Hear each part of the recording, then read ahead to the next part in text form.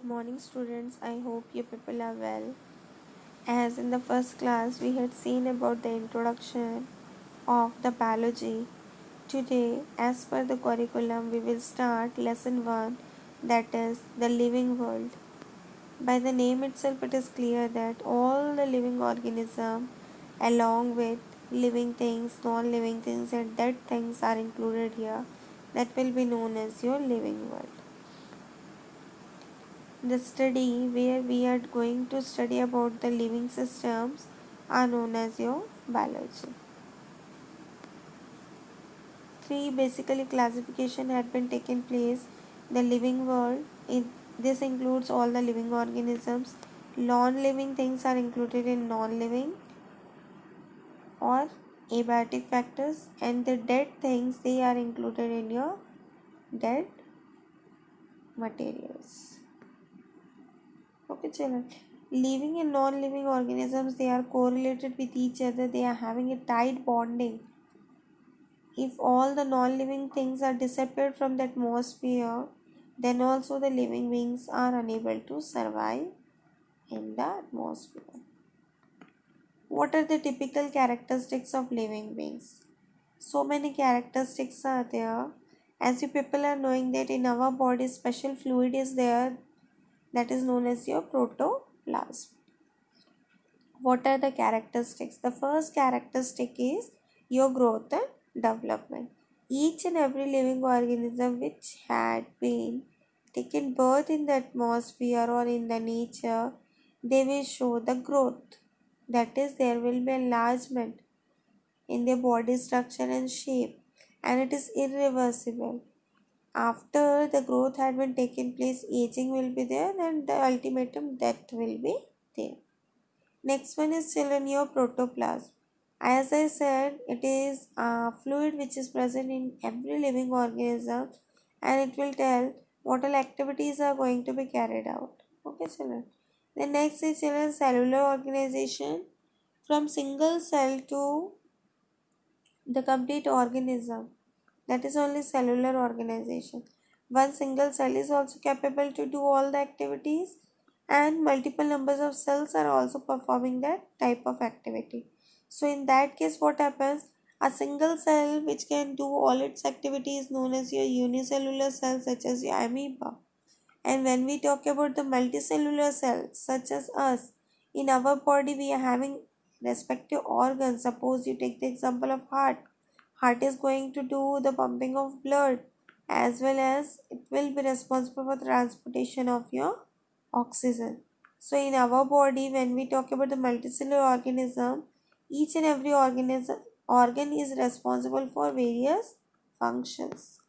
Then nutrition. Generally, children, only green plants are capable to produce its own food. That's why they are autotrophs. Other than that, rest all organisms are your heterotrophic in nature. They depend directly or indirectly with other organisms for their food purpose. Next, see children, metabolism. Metabolism is a combination of anabolism and catabolism. Both the things, that is, the formation of complex product from simpler one or the breakdown of complex into simpler one. Both the thing will be carried out all together. That will be known as your metabolism. This can be occurred in each and every living organism. As you can see, the example of plant is given here. C6CO2 plus 12H2O in presence of chlorophyll and light, that is the process of your photosynthesis. C6H12O6, 6H2O, 6O2, that is carbon dioxide and water will react to form glucose with the liberation of water and certain amount of energy. Okay.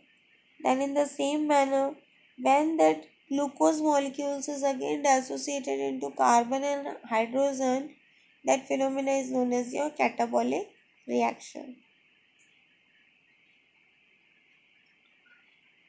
Next is children, irritability. You people had seen when anybody is going to touch us, we used to get irritated, or when anybody used to pinch, we used to get irritated. So here Mimosa pudica, that is touch me not plant, if you will touch the leaf of the touch me not plant, what will happen? The leaf will become shrink. Okay, so it is showing external stimulation. Thigmotropism, we used to say that phenomenon. Then shape and size. Once the shape had been acquired, we can't regain it. The same thing for the size also, they are irreversible. Then especially for the animals, the movement and locomotion for that well developed locomotory organ is there, but for plant that will be missing.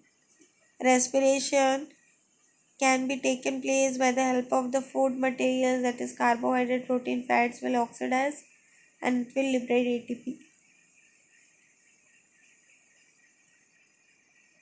Next one, reproduction. Each and every organism which had been present in the nature, they will go for the reproduction, that is the next progeny will develop.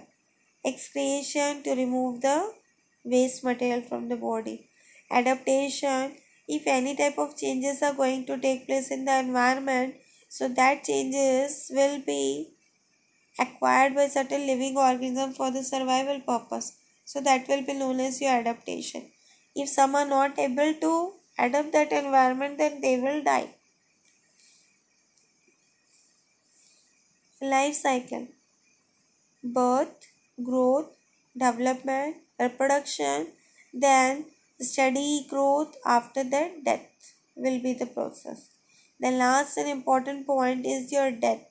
Death means what all organisms are present in the nature, they have to die. Certain time duration is there or lifespan is there, as per that they have to die.